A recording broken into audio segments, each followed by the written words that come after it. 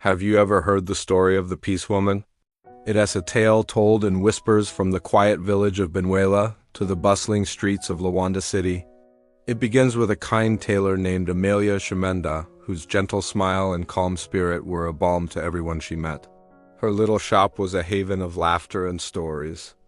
One day, a traveler named Lazaro Okafor walked in to mend a shirt, and when he met Amelia, his restless heart found a home. He began calling her his peace woman, for her very presence brought him a sense of calm he'd never known. They married in a celebration of drums and dancing, the perfect couple in everyone's eyes. But even the calmest river can hide turbulent currents, and the truest love can face the harshest storms. In the beginning, Amelia and Lazaro's home was filled with joy. Their laughter echoed through the compound each evening as they worked, ate, and dreamed together. Lazaro would playfully tease Amelia, and her soft smile was his reward. They were a perfect picture of happiness. But slowly, like a shadow creeping at dusk, Lazaro began to change. The peace he once cherished in Amelia started to irritate him. He called her too quiet, too simple. His heart, once anchored, began to drift. The sweet melody of their love faded, replaced by a growing, unsettling silence. The winds of change were blowing through Benuela, and Amalia's peaceful world was about to be turned upside down. The final crack in their home appeared when Lazaro's sister Tanya came to stay. Tanya was everything Amelia was not: loud, sharp-tongued, and full of pride. She mocked Amalia's gentle nature, calling her a simple village woman. Lazaro, tragically, began to listen. He started coming home late, the scent of another's perfume clinging to him. When Amelia would ask, her questions were met with shouts. Her nights grew long and cold, her pillows soaked with silent tears. The woman once celebrated as the peace woman was now trapped in a house of noise and sorrow. It seemed even the moon hid its face, unwilling to witness her pain. But a spirit, no matter how gentle, can only be pushed so far.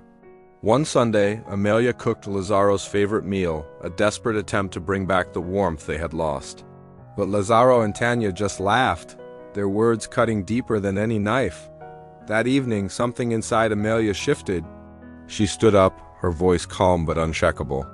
She told Tanya that if she couldn't live in peace, she had to leave. The house fell into a stunned silence. That night, Amelia didn't pray for patience anymore. She prayed for courage. She realized that true peace wasn't about silent endurance. It was about having the strength to protect your spirit. A new fire was kindled in her heart, ready to light a different path. With her sewing machine and her newfound resolve, Amelia left Benuela behind. She traveled to the sprawling city of Luanda, determined to build a new life. The city was overwhelming at first, but she soon found a sisterhood of fellow tailors. They shared stories, laughter, and strength, and in their company, Amelia began to heal. She opened her own shop, naming it House of Peace. Her designs weren't just clothes. They were stories of hope, resilience, and strength woven into fabric. Her reputation grew, not just for her skill, but for the calm wisdom she shared. Amelia discovered that peace had never truly left her. It had simply been waiting inside, ready to bloom. Back in Benuela, Lazaro's world was falling apart. Without Amalia's steadying presence, his business failed and his friends drifted away. Even Tanya, the catalyst for so much pain, faced her own troubles and left him. Whispers followed him through the village. That's the man who broke the peace woman. He lost everything: his pride, his money, and his sleep. Alone in the dark, he was haunted by the memory of Amalia's smile and the peace he had so carelessly thrown away. The woman he had called weak had risen, while he, in his arrogance, had fallen. Life was teaching him a brutal lesson. True strength lies in peace, not in pride. Amalia's story of quiet triumph spread like wildfire. She was invited to speak on the radio to share her journey. Her voice, calm and clear, resonated with thousands. Peace is not staying silent when you are in pain, she said. True peace is having the courage to walk away from what breaks you. In a dusty bar in Benuela, Lazaro listened. The men around him, hearing her words, nodded in silent respect. Tears streamed down Lazaro's face as the weight of his actions finally crushed him. He had been given a treasure and had cast it aside, only realizing its worth when it was gone forever. One morning, Lazaro made the journey to Luanda. He found the House of Peace, a place buzzing with color, life, and laughter. Amelia stood in the center of it all, looking radiant, strong, and free. "You look happy," he said, his voice barely a whisper. Amelia smiled, a genuine, untroubled smile. "This is what peace looks like," she replied. With tears of regret, he apologized, not to win her back, but because he finally understood. Amelia forgave him, not for him, but for herself. Forgiveness was the final step in her own liberation, making her heart completely light. Lazaro finally understood. Peace hadn't vanished.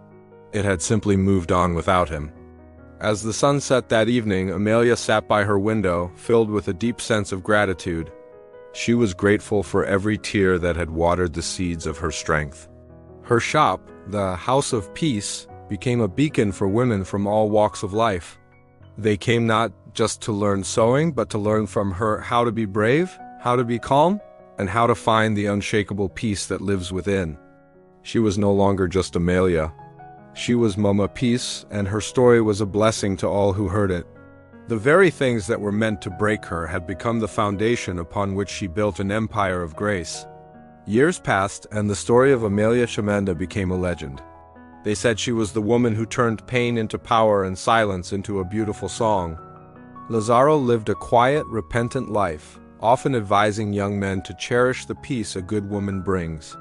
And Amelia, the peace woman of Benuela, continued to design clothes that told stories of hope, her name becoming a proverb passed down through generations. Never fight the one who brings you peace. Her life became a timeless testament to the incredible power of finding freedom, not in the absence of storms, but in the peace you build within yourself. Thank you so much for joining me for this incredible story.